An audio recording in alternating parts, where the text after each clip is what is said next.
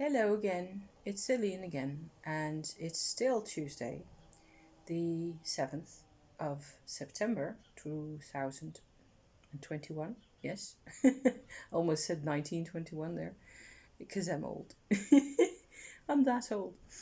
Um, I want to come out for another Tummo progress report because I haven't done any of those in quite a while now. There's a reason for that, and I want to talk about the whole thing. So I will probably upload this later this week because I will have activities and things. Also, I am, on a personal note, myself really relieved. I just heard that my personal phone, so not this one, but the normal phone that I always use, my own personal phone, has gone back to the sender because the address was incomplete. And they have sent it on to me again with the complete address this time. Apparently, it was necessary for me to be without my own phone for a whole month. Whatever that means, I've been using the hell out of this one.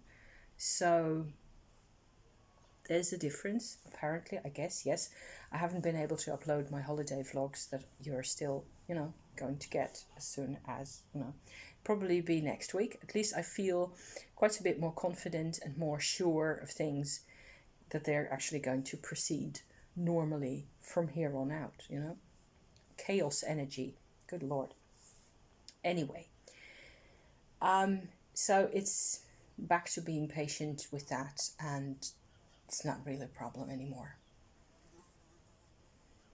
It's an end of a phase, really, because I had a lot of stress and a lot of mistrust going on in my own belly, and that wasn't helping. So, yeah, slowly but surely, onwards to better things. So, Tummo. First of all, for all people who are new here, who haven't heard me talk about Tummo at all ever before, I will sketch what it is that I am doing. Okay, I'm still doing this. How I got into it and all the rest of that. You can skip forward to a point which I may be able to put in the description for you, where it ends the intro business, which tends to be kind of repetitive, always. And I go into my present day state of affairs with my Tummo practice at this moment. Okay, so there. Hopefully that will work. So Tummo, I have yesterday once again looked up some in relation to something somebody said on a video somewhere about Tummo meditation techniques that I've looked up on the internet yet again, techniques and or advice or how to do this, how to do Tummo meditation. And everything I find, nearly everything I find, is about breathing. Okay, so that's not what I do. Let me just make that really clear. I have never, I've used breathing, yoga breathing occasionally, just like anybody who's interested in that, find it really useful. And of course, you can always do better breathing, and it's really good for you, and I should do it more often. Also, I should get my ass outside the door instead of sitting here and talking to you guys. But that's just not how life is really at the moment. And I do what I can, okay? I think that a lack in breathing power can come from emotional troubles, especially in the deep past. That has certainly been the case for me. And I don't think all of that will ever really go away. Breathing is not how I do Tummo, how I get access to the Shakti energy. I'm not even completely sure that it will work, which is saying something. I'm not sure. I'm just saying I'm not sure, okay? The things that are sort of presented to you as Tummo all have to do with body heat and with physical vitality and emotional, resiliency and strength in that way. Those are certainly aspects that come from Tummo, from the Tummo, the way I do it. But I think the way I do it goes a lot deeper, and it is more demanding. It is a very demanding process, and there is really good reason why this has always been kept secret. And I would tend to think that the techniques that are presented nowadays, involving all the breathing and all the rest of it, the things that are presented as Tummo on the internet, nearly all of them, the term decoy comes to mind.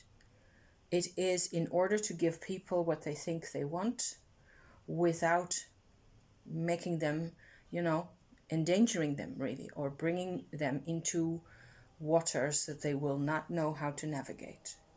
This is the same reason. This is why I have not been updating you on my Tummo process, on my Tummo progress over the past couple of months as regularly as before. Because it really, if you really follow this path, the steep path, all the way, you are bound to get your mind blown. Mind blown. Okay? It is mind blowing. So I can't make it any easier than that. It's just really difficult to integrate into your life. It's not impossible, but I think you will run headlong. Anybody who does this will run. Anybody who does Kundalini yoga will run headlong into their own instincts, their instinct for self-preservation. The moments where the memories are bad and self-preservation was not self-evident, and where there's residual pain and sadness and anger, it will just explode in your face anyway. Shakti does that. So here's what it is, okay? What we do is we combine the philosophy of Kundalini Shakti, it's the same thing, energy from India. So the serpent power that everybody's talking about, that goes upward through the body from the root chakra upward, on the one hand, with a Chinese approach of healing medicine that works not with chakras, but with so-called dantian levels. There's 3 of those in the body, 1 in the lower belly, 1 in the lower heart area, and 1 in the middle of the skull, like so. And I've gone into a lot of detail describing how I worked with those. Also, I have used my Shakti energy as I managed to coax it along into the dantians, and then onward from there. I managed to have I nowadays, in present tense, manage to have a very friendly, if powerful, conversation with my Shakti Tummo energy by now, where I can still, no matter how powerful it gets, this may be a really important point here, no matter how powerful it gets or how insane and mind-blowing it gets, I can still direct it to go where I want it to go. That is, I think, my main crux of the issue today at this point, is to make that really clear, because it isn't a runaway horse. It isn't dangerous in that way, unless you do not integrate this energy into yourself to the extent that you actually manage to integrate this energy into yourself and surrender to it. It's often a matter of surrender and trust. Trust in the Shakti is what I've told myself 10 times over the past year, when I was like being mind blown, I was like, okay, I'm scared now. I'm scared of how fast this is going. Trust in the Shakti, trust in the earth, trust in your own body, trust in yourself. You are here for a reason. Trust in God. Why not? God made the Shakti, if you like, is one way of putting it. There are people who say Shakti made God, I think. I don't think that's really necessarily how we have to look at things. Indian philosophy, But the secret to Tummo is the combination between Indian Shakti approaches and Chinese Dantian approaches. Putting the Shakti in the Dantian creates real Tummo energy, okay? And body heat is an element in there. I think by now body heat is the result, so increasing body heat, right, is the result of generous helpings of Shakti energy consistently being processed in the first Dantian, so the lower belly one, okay? That's where the body heat happens. A similar process with a different outcome happens here and here. So you might say emotional heat, emotional passion is the result in the heart area, and or mental heat, mind passion is the result in the brain. That's just, all those things are really shortcuts.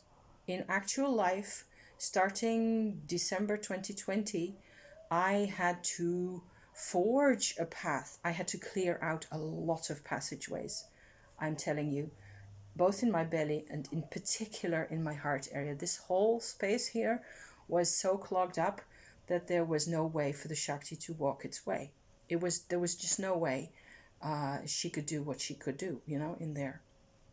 So my approach has always been, during the first half, certainly of 2021, to keep up with my exercises and my Tummo, to integrate the Shakti or Tummo energy by that time, and let it work through me, work into my lungs, work into my backbone, in between my vertebrae, be as precise as possible with my focus, and the Tummo energy will follow where I focus.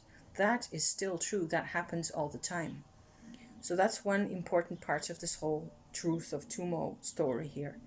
The other part is that I ran again and again and again into situations where I thought I had done the work of, liberating, freeing up a passage, a channel, an energy channel of sorts, or whatever. But I came into a situation where it turned out that there was an area that hadn't been treated, that hadn't become open to the Tummo energy yet. And a crucial example of this kind of a situation for me was with my COVID vaccines, both of them, and especially the second one, where no matter how much Tummo I had done before or I was doing, there was still a war between my two, bronchial areas here, and they were just trying to knock each other out of the house. And it was quite nasty for a couple of days. I had a Moderna vaccine twice, and that wasn't funny. So there were things that I sort of needed to learn on a cellular level. And what comes to mind now is that there's, to finish up my point here, there's a bypass situation always going on with Shakti or Tummo energy. It's really crucial to be able to see that if you want healing to occur, especially in your body. For me, for example, in my tonsils, which has been an ongoing problem for nearly 40 years, much better now, but it takes real dedication and real focus to bring the Tummo energy actually into a system, into an area of you that is all shut in, because the body is made up integrally, in its entirety, I should say, of systems that each have their own inner organization, where there is no interference from outside. Our whole metabolism, our digestion, our hormonal system, our immune system, they're all suffering from the fact that they are separate. It's the strength of the system, the fact that it's separate, that it can continue on doing its processing and its work all the time, whether you are aware of it or not, and whether there's problems elsewhere in the body or not. So it's a real strength, this bypass thing. It does, however, create this bypass situation where if there is a problem in one particular specific area of the body, you need to get your Tummo or your Shakti energy or whatever it is, that your white light or whatever, your angel blessing, right there. You need to, and sometimes, and especially Tummo work shows this really clearly, as soon as you got some kind of a Tummo sense in your body starting to organize itself, you become aware that often the only, or the best possible way to access this particular point is through this channel that passes through it, right? It's not from the sides. It's not from the other organs. These organs around it, your heart or whatever, may be full of Tummo energy, but this little knot inside here that has this pain or this memory or this damage or this inherited damage or whatever it is, it will still be isolated. And that's the bypass phenomenon that I have talked about already before. So the advantage of doing Tummo then is that you get this massive integrated 5D map of your insides, where each and every tiny nugget of information, tiny pathway, tiny connected, independent little system is becoming more and more aware of itself, and you are aware of all of them. And so it's a lot of work and it tends to be tiring. So I suppose one thing I've said for all of my Tummo years so far, which is by now nearly 2 years. In the wintertime, in January, it will be 2 years. I have had more energy than ever before, and I'm more tired than ever before at the same time. So that's the kind of the kind of situation that I'm in. So these things are really as to how it all works. You're introducing an energy into your body that has always been there, but the levels are going up significantly through the Tummo meditation. And as you proceed through the second and third dantians, it becomes more intense. You have to be willing to do all this clearing up of these channels in here. I had 3 or 4 channels going from the front to the back through my torso like that were completely clogged up, and it was often painful for a short while. So you had to, just believe again that it was going to be okay, and I wouldn't go back for any money at the moment. So that's 19 minutes. That was more or less my intro as to, I hope you're still with me, as to what happens with Tummo, how it works. More or less, I'm not going into too much detail anymore. I've also quit more or less indefinitely the whole Tummo lesson kind of a thing, because I think it's premature for me to do that. In a year's time, everything may be different. I've had several thoughts about what I can do with this, but I think it's just because I first of all want to follow this whole path all the way to the end, if there is such a thing, to see how it goes before I share something with you which might potentially be explosive. I don't want to put you at risk. However, I've always said from the beginning, your Shakti energy is your own. And it is up to us really to shoulder it, to, you know, take it upon ourselves to be who we really are. But it's scary and it's quite dangerous to be who you really are in this world. Still, a lot has changed. A lot has changed for the better, but we're not done yet. So I'm not completely confident that I should just. It's not difficult. Doing Tummo is not difficult. You just really need a lot of focus and a lot of time, and you need to relax, and you have to a couple of times make the same choice for yourself that this is what you want to do. A couple of times, you have to make the same decision 3 months later again, because it's really left to you. And I suppose it's possible to do this path a quarter of the way and be content with that. So that reminds me that this body heat issue is actually only the result of the first dantian being activated.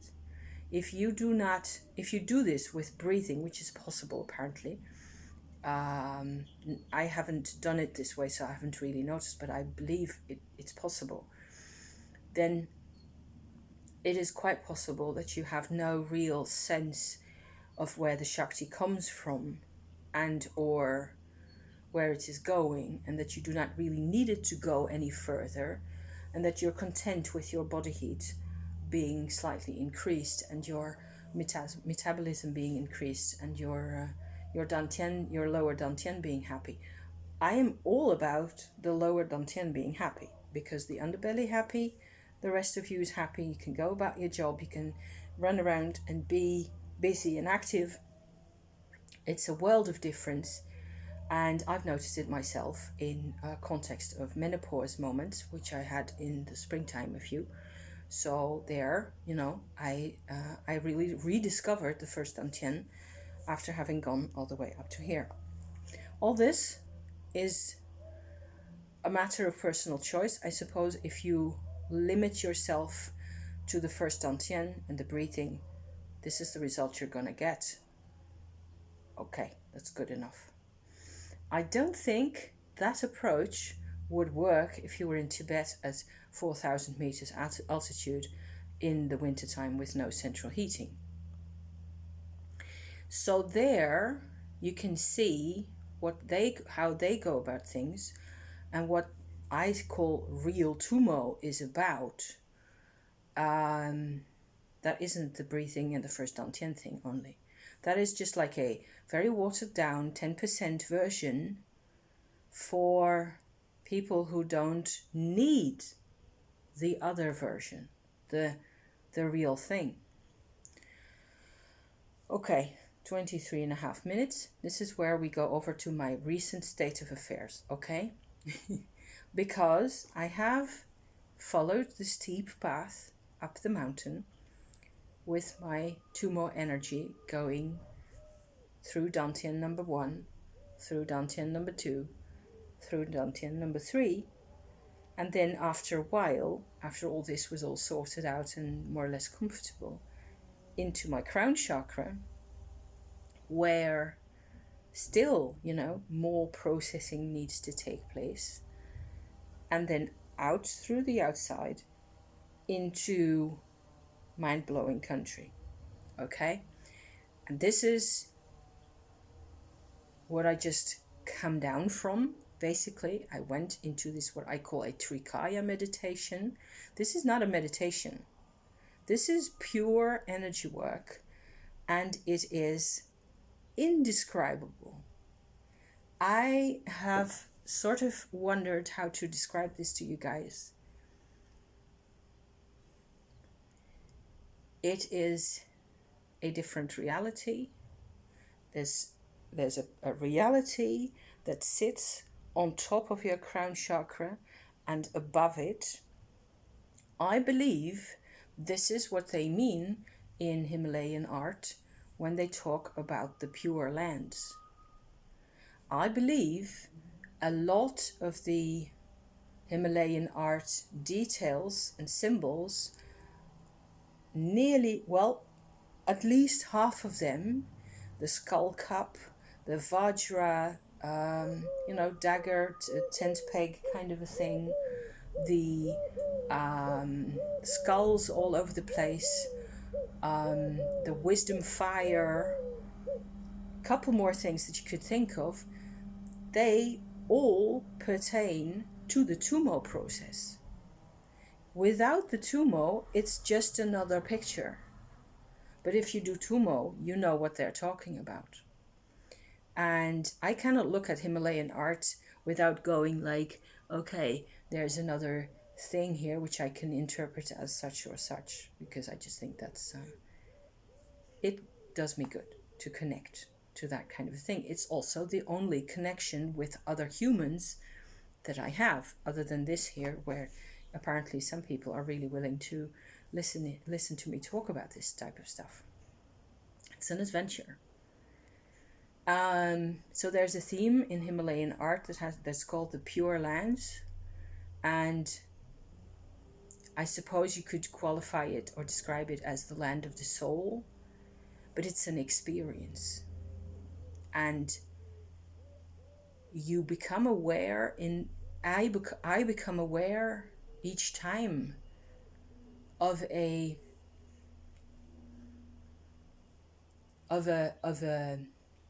an experience of myself that is pure light and strength.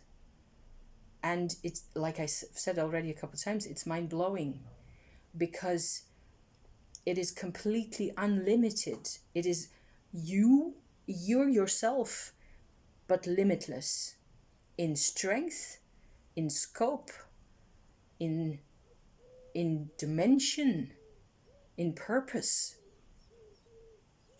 You're invincible.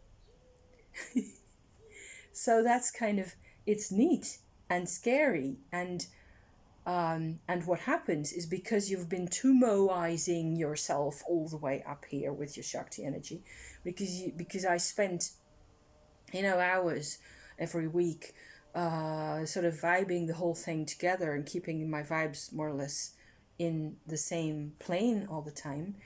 If you go out through here, the crown chakra has its own sort of a crystalline, pure light nature already. So that already has an impact, but that's just only like a 2% influence. It is outside the body that things get completely wild. It is yourself. It is utterly wild. It cannot be changed or influenced in any way. It cannot be moderated. It can't be, wriggled with. It is lightning.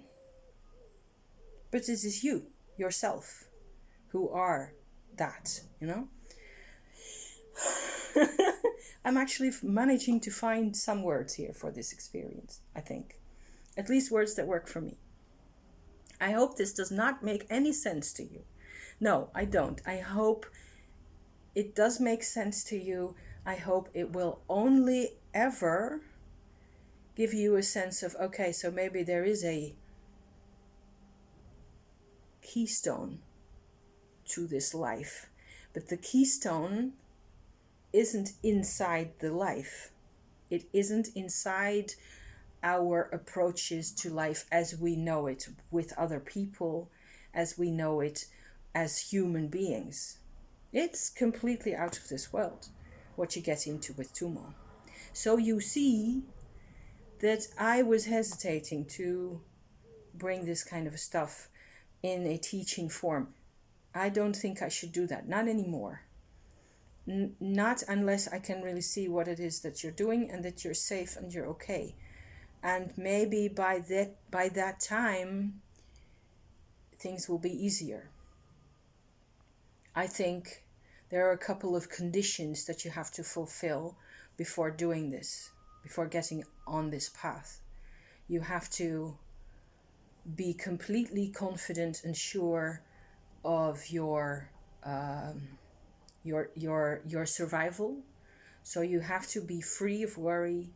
You have to, the less influence from society you have to deal with, the better, because influence from society always tends to mean some kind of a power struggle, and that's where you immediately, it becomes a problem. Having accessing these kinds of power,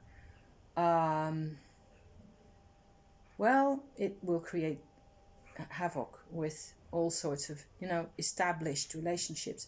If your boss depends on you doing what you're told and shutting up about things, whereas inside you completely disagree. I'm just describing half of humanity here in terms of the environment, the climate, social justice, racial inequality, woman, man, female, male.